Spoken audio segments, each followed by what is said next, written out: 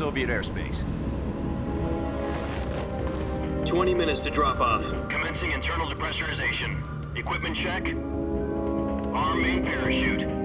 All right. You ready to go? Drop zone still showing a high pressure mass. Cav okay. Good. We've got high visibility.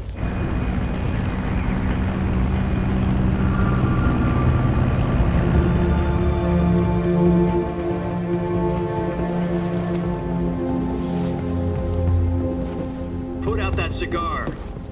Connecting oxygen hose to interior connector. Put on your mask.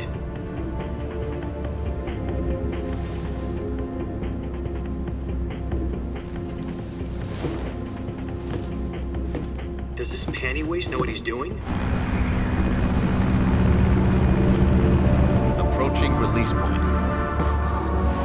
10 minutes to drop off. Hey, are you deaf? He said put out the cigar and put on your mask.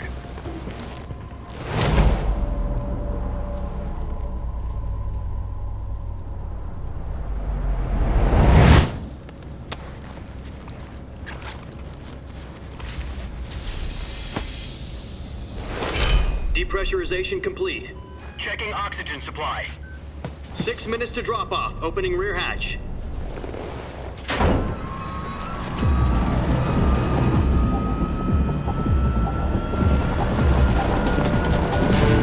Sunrise.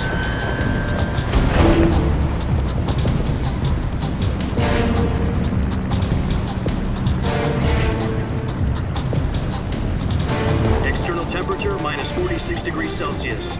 2 minutes to drop off. Stand up. You'll be falling at 130 miles per hour. Try not to get frostbite from the wind chill. 1 minute to drop off. Move to the rear. Activate bailout bottle. This is one for the history books. The world's first halo jump. 10 seconds to drop off. Stand by. Status okay. All green. Prepare for drop-off. Countdown. 5, 4, 3, 2, 1. Spread your wings And fly. God be with you.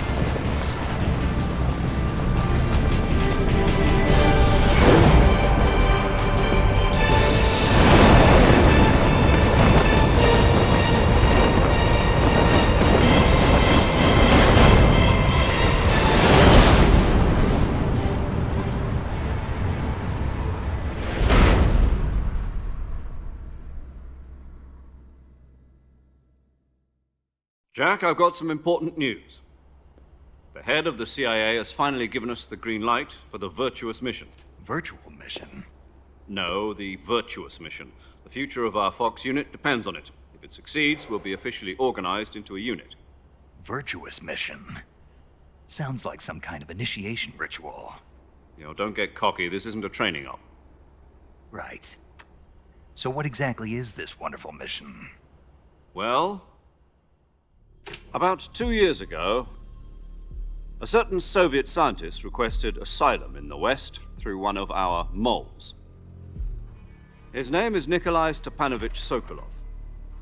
He's head of the OKB 754 Design Bureau, one of the Soviets' top-secret weapon research facilities, and the East's foremost expert on weapons development. Sokolov? Isn't he that famous rocket scientist? The very same. On April the 12th, 1961, the Soviets achieved the first manned spaceflight in history. The Earth was blue, but there was no God. Well spoken. The rocket that carried Yuri Gagarin to orbit was the A-1, known as the Vostok rocket. Sokolov is said to be the man most responsible for the multi-engine cluster used in that rocket. After Gagarin's flight, Sokolov left rocket development to become the head of the newly established Design Bureau. From a lowly technician to head of a design bureau, that's quite a success story. So why do you want to defect? It seems he'd become afraid of his own creations. Afraid? Call it a crisis of conscience. And for that, he left his country and his family behind and went over the fence? Not exactly.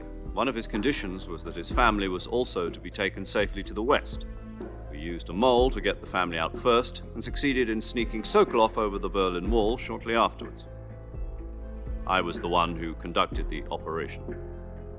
The security on the eastern side was still full of holes back then. Then what?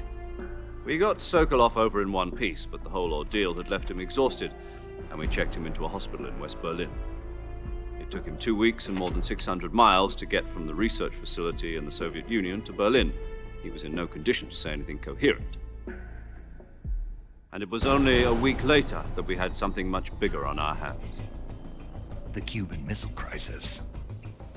October the 16th, 1962, President Kennedy received word that the Soviets were in the process of deploying intermediate-range ballistic missiles in Cuba. The President demanded that the Soviets dismantle and remove the missiles. At the same time, he announced a naval blockade to prevent further missile shipments from reaching Cuba. But the Soviets didn't back down, instead placing their armed forces on secondary alert. Soviet transport ships carrying missiles continued on course towards Cuba. US and Soviet forces went on alert for an all-out nuclear war. Frantic negotiations were conducted through the UN's Emergency Security Council and unofficial channels to end the hair-trigger standoff. Finally, on October the 28th, the Soviet Union agreed to remove its missiles from Cuba, and so the world avoided a nuclear holocaust. But in order to get the Soviets to pull their missiles out, we had to make a deal. You mean the one where the US agreed to remove its IRBMs from Turkey? No. The Jupiter IRBMs deployed in Turkey were obsolete, and we were going to get rid of them anyway. They had no strategic value whatsoever to either the US or the Russians. The Turkey deal was a ruse, a cover story that was fed to the other intelligence agencies around the world. So what did the Russians really want? Sokolov. They wanted us to return Sokolov. You mean the Soviets pulled out of Cuba just to get their hands on Sokolov? That's right. What the hell was he working on? At the time, we had no idea. We were running out of time. It was either give up Sokolov or risk full-scale nuclear war. In the end, we had no choice. President Kennedy gave in to Khrushchev's demand. The next day, I got Sokolov out of the hospital, handing him over to agents on the eastern side. Sokolov kept on screaming, "Save me," until he disappeared from my sight. Then a month ago, we received some new information from one of our moles. About Sokolov? Yes. He was taken back to the research facility and forced to continue working on the weapon in question under KGB supervision. What's more, it's on the verge of completion. So what kind of weapon is it? Something to do with space rockets? No, missiles. Same technology. I guess you're right. We don't know the details, but it appears to be a new kind of nuclear device. For half a year now, the Soviets have been conducting frequent nuclear tests at Semipalatinsk. Something to do with the weapon, I assume. We're talking about a secret weapon so big that Khrushchev was ready to pull out of Cuba to get it back. Is Sokolov still in the facility? No. According to our intelligence, he's in Selino-Yarsk, a place in the mountains about 3 miles to the west that's known as the Virgin Cliffs. The Virgin Cliffs. Nice name for a virtuous mission. They moved him there just recently. Why? Apparently, they're conducting a field test of the weapon, but it's our best chance to get him back.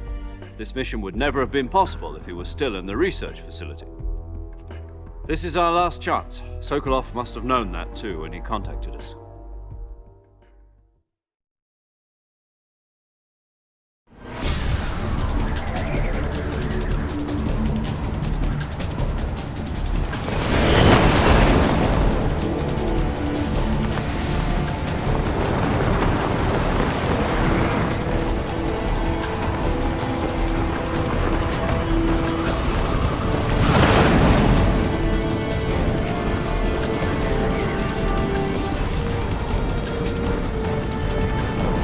Listen up, Jack.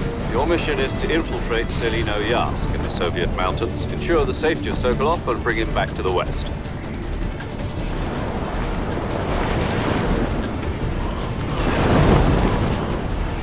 If we don't get Sokolov back before that weapon is complete, we'll be facing a major crisis. The clock is ticking.